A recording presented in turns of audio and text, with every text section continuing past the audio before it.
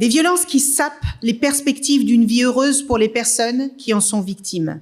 Des violences qui sont l'exact contraire de l'ADN de la République, dont l'égalité est l'un des ferments et l'un des idéaux.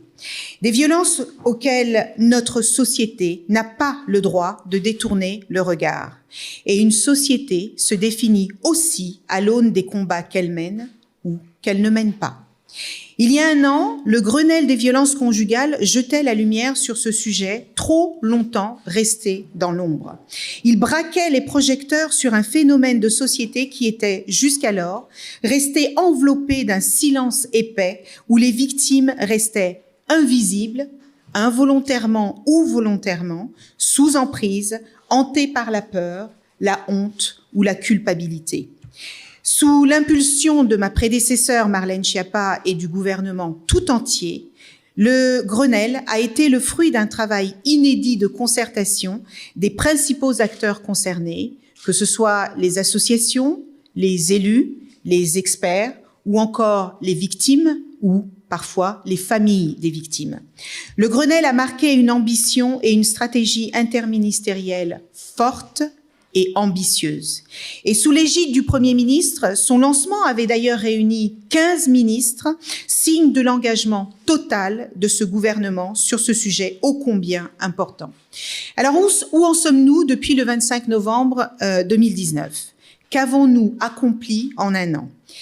Eh bien, dès ma prise de fonction, j'ai souhaité que nous adoptions en la matière une véritable culture du résultat. Des vies humaines sont en jeu et nous n'avons pas le droit de fléchir ou de ne réussir qu'à moitié. C'est pourquoi j'ai décidé de réunir toutes les 6 semaines les 11 groupes de travail engagés dans le Grenelle afin de faire des points d'étape réguliers. Je l'ai déjà fait à 3 reprises depuis mon arrivée, mon objectif étant de veiller rigoureusement à la bonne exécution des 46 mesures issues du Grenelle. La culture du résultat, c'est du concret, c'est du pragmatisme et c'est du travail en équipe. Aujourd'hui, sur les 46 mesures issues du Grenelle des violences conjugales, 100% ont été engagées. 28 sont effectives, soit 61%, et 18 sont en cours de réalisation, c'est-à-dire 39%. Les 10 mesures d'urgence qui ont été annoncées par Édouard Philippe ont évidemment toutes été mises en œuvre. Permettez-moi d'énumérer les mesures que nous avons récemment mises en place. Je pense notamment aux 1000 bracelets anti-rapprochement déployés fin septembre dans 5 des plus grandes juridictions de notre pays. Nous passerons à 30 juridictions dans quelques jours, d'ici la fin du mois de novembre, et ces bracelets seront généralisés dans toute la France d'ici la fin de cette année. Je pense également aux 17 centres de prise en charge et d'accompagnement des auteurs de violences qui vont voir le jour dès cette année sur tout le territoire national. 3 de ces centres seront créés en Outre-mer, à Cayenne, à Fort-de-France, et à Saint-Paul. Un deuxième appel à projet sera initié début 2021 afin de doubler la couverture territoriale sur ce dispositif. Ces centres proposeront aux auteurs de violences conjugales un accompagnement à la fois psychothérapeutique, médical et social, par exemple afin de traiter les addictions et de favoriser la réinsertion des auteurs de violences. C'était une revendication des victimes et une demande des associations fortes que nous sommes très heureux de concrétiser. Et il s'agit, je pense, d'une avancée significative et extrêmement concrète dans la prévention du passage à l'acte et de la récidive. Parmi les mesures en cours de déploiement, je souhaiterais citer plus particulièrement les unités médico-judiciaires qui permettent aux femmes de porter plainte directement à l'hôpital. 30 de ces unités sont déjà en place. J'ai eu l'occasion d'en visiter dans le Morbihan, à Saint-Denis, et j'étais cette semaine encore avec Olivier Véran à l'hôpital Bichat, et je peux vous dire que ce dispositif fonctionne parfaitement bien. Par ailleurs, nous comptons également créer 1000 places d'hébergement supplémentaires pour les victimes en 2021, et c'est un engagement fort que je porte avec Emmanuelle Wargon. 2020 est assurément une année particulière. La crise sanitaire qui s'est abattue sur nous sans prévenir nous contraint à adapter notre vie quotidienne pour se protéger et aussi pour protéger les autres. Parce qu'il revient souvent à emprisonner les victimes dans un huis clos avec leur agresseur, le confinement est malheureusement propice à une recrudescence des violences intrafamiliales. Cette crise sanitaire présente dès lors un risque redoublé d'exposition aux violences intrafamiliales. Dans ce contexte, en étroite collaboration avec les associations, les collectivités locales ainsi que le secteur privé, le gouvernement a été et demeure pleinement mobilisé.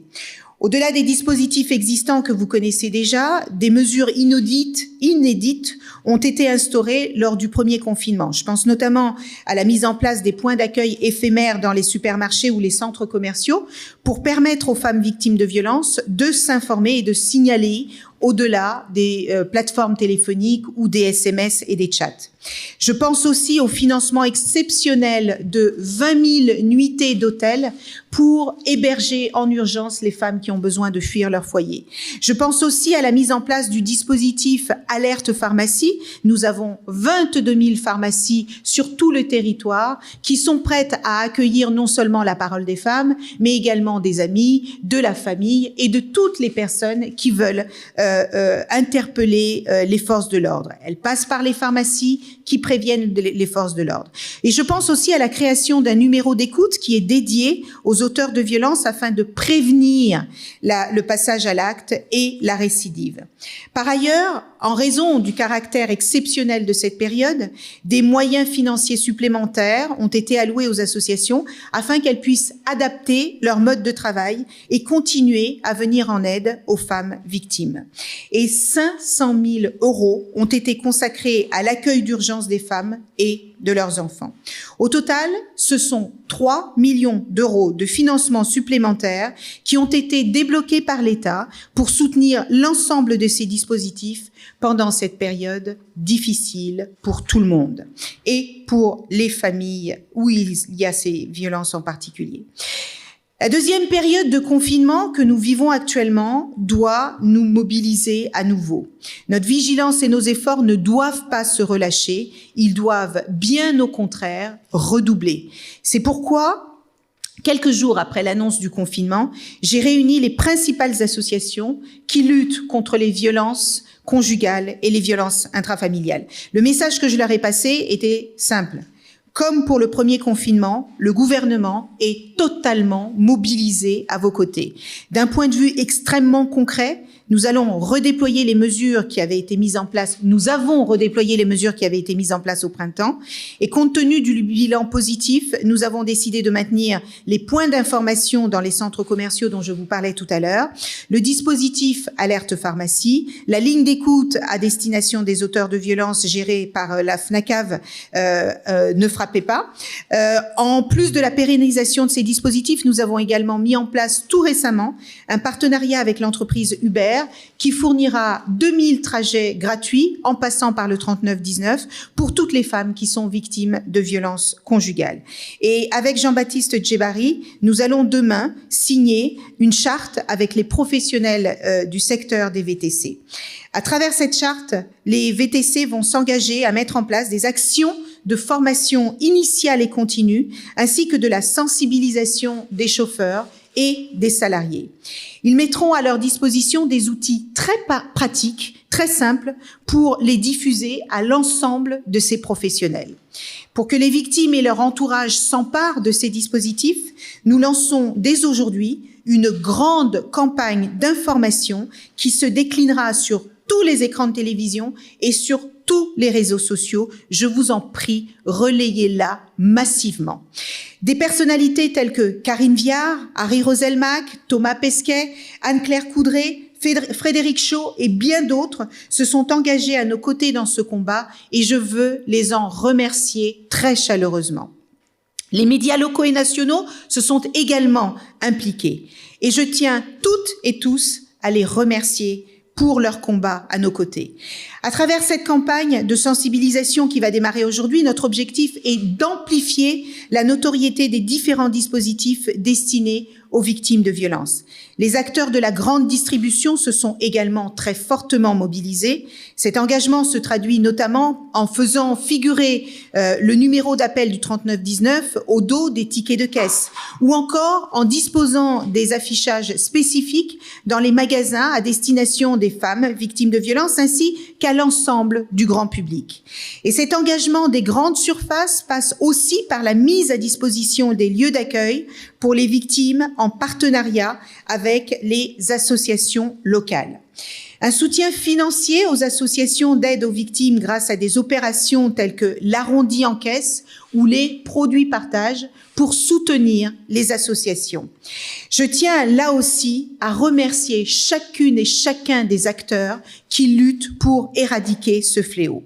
Parce que les victimes de violences se trouvent généralement enfermées avec leur agresseur et qu'elles ne peuvent pas sortir pour des raisons d'extrême nécessité, les grandes surfaces qui sont les lieux de la vie quotidienne constituent des points de contact hors du domicile qui leur permettent de se signaler ou de s'informer. Cette mobilisation extrêmement concrète est le fruit de la combativité de toutes les citoyennes et les citoyens qui ne veulent pas fermer les yeux sur ce sujet ô combien important. À l'instar du premier confinement, nous apporterons un soutien financier supplémentaire aux associations afin qu'elles puissent continuer à assurer le mieux possible leur mission. Par ailleurs, dès l'organisation du confinement, j'ai tenu à veiller à ce qu'aucune attestation de déplacement ne soit nécessaire pour les femmes victimes de violences qui ont besoin de fuir leur foyer. Enfin, lors du premier confinement, le ministère de la Santé a assoupli les délais de 7 à 9 semaines d'aménorrhée pour l'IVG médicamenteuse et il a mis en place des téléconsultations afin de permettre aux femmes d'avoir accès à ce droit en période de crise. Mesdames et messieurs, l'éradication des violences faites aux femmes est un combat immense et de longue haleine. Qu'une journée lui soit spécialement dédiée au niveau mondial montre l'importance de ce fléau et l'ampleur de la tâche. Et nous savons toutes et tous qu'une journée ne suffit pas. Nous avons besoin de toutes et de tous pour qu'un jour, le 25 novembre, n'existe plus. Vous l'aurez compris, le gouvernement est entièrement mobilisé dans ce sens. Les associations sont elles aussi au rendez-vous et je les remercie pour le travail remarquable qu'elles font sur le terrain. Les parlementaires effectuent également un travail de grande qualité et les entreprises nous accompagnent aussi dans cette bataille. Comme je le disais en préambule, la lutte contre les violences faites aux femmes est un combat culturel. C'est un combat nécessaire pour éradiquer les violences sexuelles et sexistes à l'égard des femmes et des filles, des violences qui touchent à leur vie professionnelle et à leur vie personnelle. C'est un enjeu de civilisation. C'est le chemin nécessaire vers une société plus juste et plus égalitaire. Il s'agit d'une exigence de tous les instants.